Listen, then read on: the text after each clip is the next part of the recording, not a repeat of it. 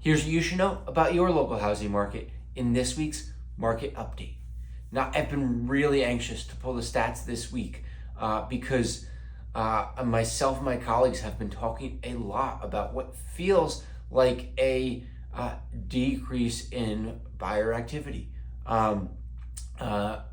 We seem to be getting less showings on the houses that we have for sale, smaller turnouts at our open houses, and seeing less instances of bidding wars and less urgency in the bidding wars that are happening in terms of not having to act as quickly as a buyer. So anytime I see and start to hear that chatter, it is, it's always interesting to find out, hey, is this something that I'm just seeing because of the houses that I happen to be working with and the buyers that I happen to be working with that week? Or is that more indicative of what's going on in the overall market in the local area? So it does seem to be true of what's going on in the local market. So I want to dive right into the stats and take a look at them and then and show you guys what they mean. So this past week, we saw 13 homes come on the market in Morristown and Morris Township. Good, healthy number, a slight tick up from last week, but nothing crazy outlandish in terms of inventory, but a good number relative to what we've gotten used to seeing in the last year or so. So 13 homes came on the market this past week in Morristown and Morris Township. 4 of those were in town and 9 of those were in township. 5 of those were single-family houses and 8 of those were condos or townhouses. The average list price of these homes was $886,000. Total inventory is currently 56 homes actively on the market in Morristown and Morris Township. 56. Now, that is significantly higher than what we've seen lately. We were excited to get up into the mid-40s last week, and we had gotten really used to this spring and summer of seeing active homes on the market in the 30s.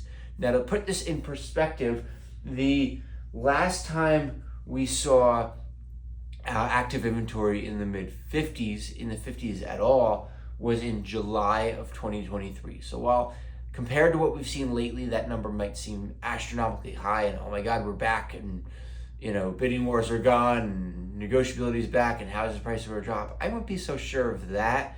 I mean, it is a very nice relief to see the home active inventory in the mid-50s, but if you think back to July of 2023 and most of the spring of 2023, you would not think of that as a buyer's market by any means. And that is what we were looking at in terms of active inventory for most of the spring and summer of 2023. And if you look back to 2022, most of 2022, we saw active inventory range in the mid-50s to mid-60s. So, well, it is certainly a very welcome relief to see these active inventory numbers. Don't get too excited yet that all of a sudden the sky is falling, because we were at astronomically low numbers and we still are at relatively low numbers compared to if we look at pre-pandemic market of what many of us still refer to as the normal market. Sold homes. This past week we saw 5 homes sell in Morristown and Morris Township. Average list price of those homes was $942,000. And the average sale price was $936,000. So this past week, we saw homes sell 0.6% below list price. So that's just about 0.5% below the list price. So this is the first time since February we've seen homes sell average under list price. Nothing crazy, with this past fall and winter. We did see plenty of weeks where we did see that average slightly below list price, 98.5%, 99.5% of list price. So not crazy concerning yet. We'll see what the trend continues to be. But it is refreshing to see not every home go crazy above the list price. Under contract homes. This past week we saw 3 homes go under contract.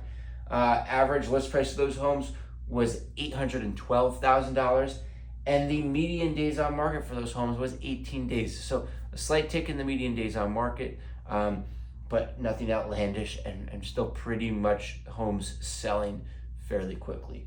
Although the average days on market is much higher at 82 compared to 46 and 32, because we are seeing more of the outliers that aren't going as quickly, but the median still remains fairly consistent with what it was. So what does this all tell us? There could be a number of factors contributing to this. We're seeing a similar number of homes coming on the market, so we're not seeing the market being flooded with all this inventory. So the shift we seem to be seeing in the housing market seems to be more so on the demand side than the supply side. There might be a few factors contributing to that. Number one, the election coming up. Anytime there's an election coming up, there's always that uncertainty, and you're going to have there's always people. When you lead up to any election, you look at historic stats, the housing market, the buyer demand does seem to wane off a little bit. A lot of people are, no matter who is running for office, afraid of what is to come and afraid of uncertainty. The other factor is mortgage interest rates coming down. So we have seen a dip in the mortgage interest rates, which would lead a lot of people to believe that there'd be an increase in buyer demand. However, the Fed has not officially reduced their Fed rate yet.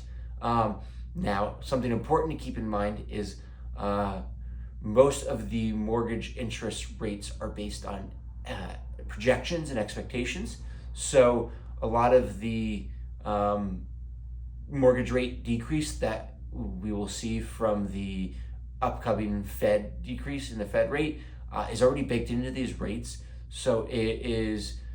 So you will see a lot of buyers that if they are waiting for that Fed rate decrease to see their mortgage rates go down and then jump into the market, that will probably be disappointed. The rate really works as long as there's an anticipated decrease in the Fed rate, the mortgage companies will decrease their rates, and the only way that the actual decrease in the rates will affect the Fed rate will decrease mortgage rates is if they don't do what is expected. So for example, if the Fed decreases their Fed rate as anticipated, mortgage rates won't do anything. The mortgage companies have already factored those in the past few weeks.